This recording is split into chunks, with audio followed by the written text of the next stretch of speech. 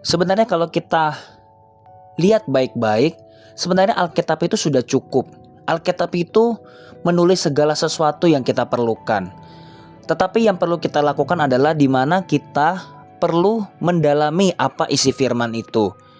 Memang di dalam Alkitab itu tidak tertulis bagaimana cara membuat bisnis semakin untung, bagaimana supaya kita semakin harmonis dengan keluarga, bagaimana supaya kita itu bisa membuat marketing kita makin bagus di dalam dunia bisnis, di dalam usaha kita. Tidak langsung, tetapi kalau kita baca dengan baik-baik, sebenarnya semuanya itu sudah ada. Saya kasih contoh, misalnya kalau kita melihat dalam salah satu kitab yang namanya kitab Rut, bagaimana Rut itu bekerja dengan orang yang bernama Boas.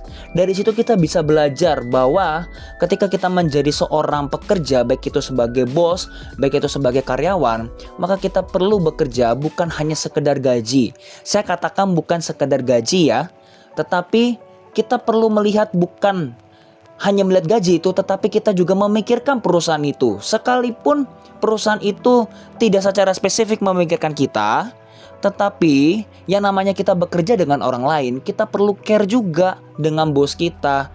Karena firman Tuhan juga mengatakan bahwa taatilah bosmu sekalipun dia bengis. Bengis di sini artinya dia itu tidak mementingkan kita.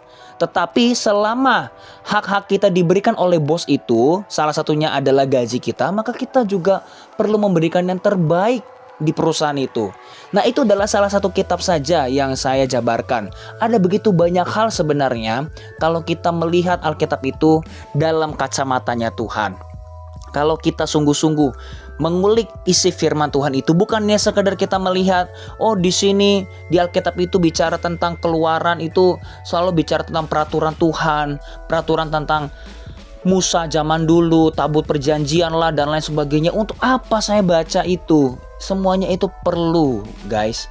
Kalau kita baca dari Kejadian sampai Wahyu, semuanya itu perlu. Karena Tuhan Yesus bukanlah Tuhan yang iseng, Tuhan yang hanya sekedar membuat kita capek untuk kita baca Alkitab saja, cuma hanya sekedar taat kepada Dia saja. Tidak, firman Tuhan itu nyata. Jadi jikalau sekalipun kita tidak mengerti isi firman Tuhan itu, kita perlu tetap mendengarkannya, kita perlu tetap membacanya.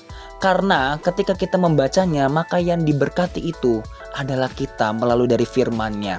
Apakah bedanya kalau kita baca bilangan tentang laskar-laskar Israel dengan kita membaca kontak isi di HP kita atau buku telepon kita? Yang membedakan adalah yang satu tidak memberkati, tetapi yang satu akan memberkati kita, yaitu firman Tuhan. Jadi jangan pernah kita meremehkan firman Tuhan hanya karena kita tidak mengerti. Tetapi tetaplah hargai firman Tuhan dan kita percaya kepada firman Tuhan sekalipun kita sekarang tidak mengerti.